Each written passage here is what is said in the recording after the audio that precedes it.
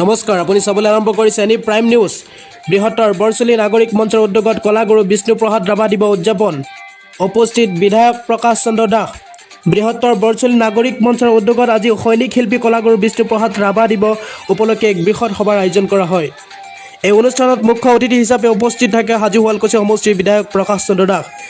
সভাত কলাগুৰু বিষ্ণুপ্ৰসাদ ৰাভাৰ আদৰ্শ, সমাজ সংস্কাৰ, সাহিত্য, সংস্কৃতি আৰু জাতি গঠনত তেওঁৰ অনন্য অৱদান স্মৰণ কৰা হয়।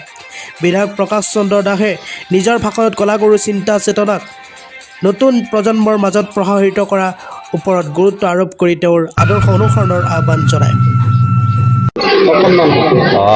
আজি সৈনিক শিল্পী কলাগুৰু বিষ্ণুপ্ৰসাদ দেৱৰ আজি মৃত্যুদিন। আজিৰ এই দিনটোত তেখেতলৈ গভীৰ শ্ৰদ্ধাঞ্জলি জনাইছোঁ আৰু শ্ৰদ্ধাৰে সোঁৱৰণ কৰিছোঁ। হাজো শুৱালকুছি সমষ্টিৰ বৰচলি বৃহত্তৰ নাগৰিক মঞ্চৰ উদ্যোগত আজি ইয়াত বিষ্ণু ৰাভা দিৱস পালন কৰা হৈছে। নিশ্চিতভাৱে এটা খুব নতুন চিন্তা, নতুন এটা ধাৰণাৰে আগবাঢ়িব বিচাৰিছোঁ।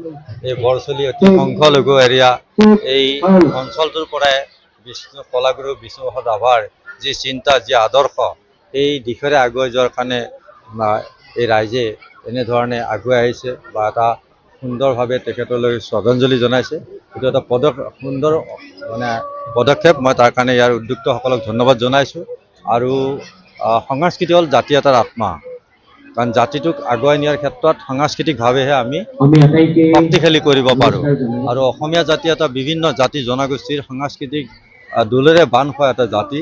এই জাতিটো অধিক শক্তিশালী হ'বলৈ হ'লে প্ৰতিটো জাতি জনগোষ্ঠীৰ সাংস্কৃতিক যিসমূহ উপাদান, সেইসমূহ আমি একেলগে উপস্থাপন কৰি কলাগুৰু বিষ্ণু ৰাভাই দি যোৱা বাৰ্তা, কলাগুৰু বিষ্ণু ৰাভাই কৈ যোৱা ভাষাৰে আমি আগুৱাই যাব লাগিব। সংগ্ৰামী চেতনা ৰাখিব লাগিব। জাতীয় জীৱনক সমৃদ্ধিশালী কৰিব পৰাকৈ আমি কাম কৰি যাব লাগিব। আজি কলাগুৰু বিষ্ণুপ্ৰসাদ দেৱৰ এই দিৱসৰ দিনা আমি তেখেতৰ আদৰ্শৰে আগুৱাই গ'লে তেখেতে কৈ যোৱা কথা, কৰি যোৱা কাম, সাংস্কৃতিকভাৱে দি যোৱা বাৰ্তা আমি সকলোৱে যদি সেই আদৰ্শৰে আগুৱাই যাওঁ, নিশ্চিতভাৱে জাতিটো অতি শক্তিশালী হ'ব পাৰিম। আৰু জাতিৰ শত্ৰু যিসমূহ আছে সেইসমূহ পৰাভূত কৰিব পাৰিম। মই বিশেষভাৱে আজি বৰচলিবাসী ৰাইজক মই ধন্যবাদ জ্ঞাপন কৰিছোঁ। প্ৰথমবাৰৰ বাবে আমি ৰাভা দিৱস উদযাপন কৰিছোঁ আপোনালোকৰ সহযোগত, আৰু আপোনালোকৰ সহায় সহযোগিতা কামনা কৰিছোঁ।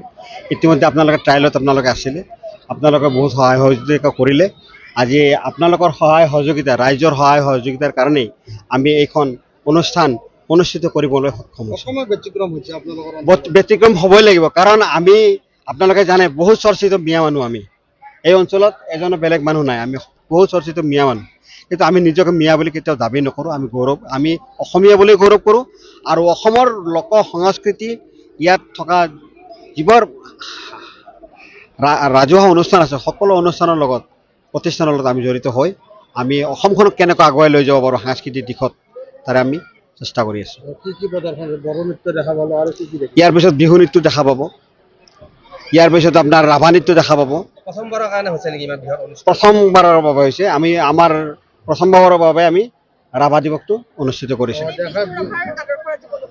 হয়, বিষ্ণু ৰাভাৰ আদৰ্শৰে আমি অনুপ্ৰাণিত হৈছোঁ। আৰু তেখেতৰ যিবিলাক নীতি নিয়ম, তেখেতৰ যিখিনি স্বাধীনতাৰ আগৰ যিবিলাক তেওঁৰ যিখিনি ধাৰা, সেই ধাৰাবোৰ আমি তেখেতে অসমক দি যোৱা যিবোৰ গানৰ মাজেৰে হওক বা কবিতাৰ মাজেৰে হওক, আবৃত্তিৰ মাজেৰে হওক, বা তেখেতৰ নেতৃত্ব দিয়া যিবোৰ মানে কাৰ্যসূচী, কৰ্মপন্থা আছিল, সকলোবোৰ কৰ্মপন্থাই আমি অনুকৰণ কৰি আমি অসমখনত কেনেকৈ আগুৱাই লৈ যাব পাৰোঁ তাৰে চেষ্টা কৰোঁ।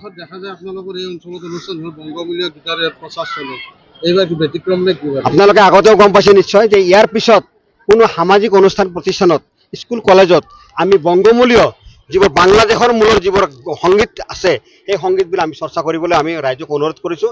তেখেতসকলে ইতিমধ্যে চৰ্চা নকৰিবলৈ অনুৰোধ কৰিছোঁ, ইতিমধ্যে তেখেতসকলে বৰ্জন কৰিছে। হাজো 1 নং ভেলকৰৰ পৰা ৰেজন হকৰ ৰিপৰ্ট, এনি প্ৰাইম নিউজ।